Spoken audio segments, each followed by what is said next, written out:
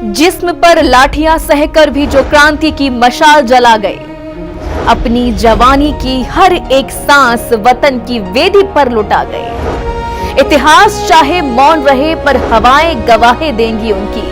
अब्बू और आजाद जैसे सूरमा आजादी का असली दीप जला गए। जय जिनेंद्र दर्शकों, आजादी की 80वीं वर्षगांठ की ओर बढ़ते भारत में हर साल तिरंगा पूरे गौरव के साथ लहराता है।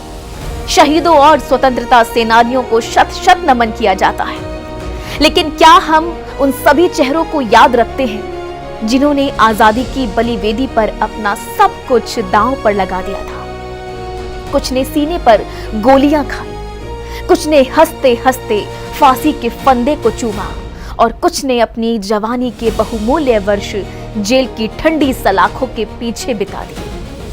मगर आजादी मिलने के बाद इतिहास के शोर में ऐसे अनेक महान नाम धीरे धीरे गुमनामी के अंधेरे में खो गए। जैन फोकस चैनल की स्वतंत्रता दिवस विशेष श्रृंखला में आज हम बात कर रहे हैं सिवनी मध्य प्रदेश की उस पावन माटी के दो ऐसे अमर दीपकों की, जिन्होंने अपनी निष्ठा, कलम और लहू से आजादी की गाथा लिखी। श्री अभय कुमार जैन अब्बू और श्री कोमल चंद जैन आजाद। आइए सबसे पहले रुख करते हैं स्वतंत्रता सेनानी श्री अभय कुमार जैन अब्बू के जीवन संघर्ष की ओर। सिवनी की पावन धरती पर 7 सितंबर 1913 को पिता श्री गुलाब चंद जैन जी के घर एक बालक का जन्म हुआ, जो आगे चलकर अंग्रेजी हुकूमत के खिलाफ उठने वाली बुलंद आवाज बना। 1937 में उन्होंने कांग्रेस की सदस्यता ली। उनका राष्ट्र प्रेम किसी राजनीतिक पद के लिए नहीं था, वे तो उस दौर में आजादी का अलग जगा रहे थे जब अंग्रेजों के खिलाफ बोलना भी सीधा मौत या जेल को बुलावा देना था।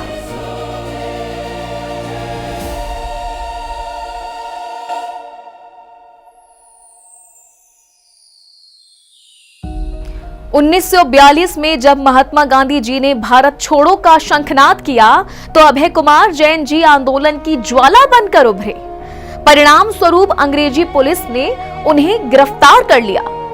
सिवनी, छिंदवाड़ा, नागपुर और जबलपुर की काल कोठरियों में उन्होंने लगभग 1.5 साल यातनाएं सही। लेकिन अभय जी की जंग केवल सड़कों तक सीमित नहीं थी, वे कलम की ताकत पहचानते थे। उन्होंने 1934 में आदर्श और 1938 में अग्रगामी जैसे पत्र प्रकाशित कर अंग्रेजों की सत्ता हिला दी। उनकी कलम और निष्ठा का सम्मान करते हुए स्वतंत्रता की 25वीं वर्षगांठ पर तत्कालीन प्रधानमंत्री श्रीमती इंदिरा गांधी जी द्वारा उन्हें ताम्र पत्र भेंट कर सम्मानित किया गया। दिगंबर जैन समाज एवं शासकीय उपाधि महाविद्यालय सिवनी ने भी उन्हें अभिनंदन पत्र सौंपकर गौरवान्वित किया। इसी सिवनी की माटी ने एक और देशभक्त को जन्म दिया, जिनके नाम में ही आजाद रचा बसा था, श्री कोमल चंद जैन आजाद। 1 मई 1922 को सिवनी जिले के ग्राम छपारा में पिता श्री हुकुम चंद जैन जी के घर जन्मे कोमल चंद जी ने मिडिल तक शिक्षा प्राप्त की। कम उम्र में ही देश को आजाद देखने का ऐसा जुनून सवार हुआ कि वे अपने नाम के आगे आजाद लिखने लगे और आगे चलकर सिवनी नगर कांग्रेस के अध्यक्ष भी बने। 1941 के आंदोलन से लेकर 1942 के भारत छोड़ो आंदोलन तक कोमल चंद आजाद जी हर मोर्चे पर आगे रहे। जब पूरे देश में क्रांति की आग लगी थी तब कान्हीवाड़ा गांव से अंग्रेजों ने उन्हें गिरफ्तार कर लिया।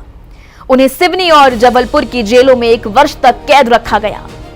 जेल के भीतर बर्बर ब्रिटिश पुलिस ने उन पर बेरहमी से लाठियां बरसाई, उनके सिर, हाथ और पैरों को लहूलुहान कर दिया। शरीर से खून बहता रहा, हड्डियां टूटती रहीं, लेकिन इस वीर ने कभी घुटने नहीं टेके। जेल के उन कठोर लाठियों के निशान ताउम्र उनके शरीर पर उस स्वाभिमान का प्रमाण बनकर रहे जो उन्होंने वतन के लिए सहा था।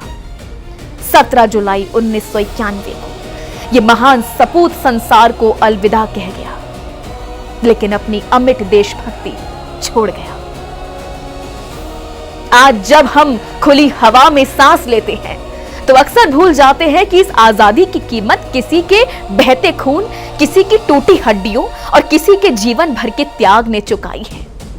श्री अभय कुमार जैन अब्बू और श्री कोमल चंद जैन आजाद ये केवल दो नाम नहीं हैं, ये उस जज्बे की मिसाल है जिसने भारत को आजाद कराया।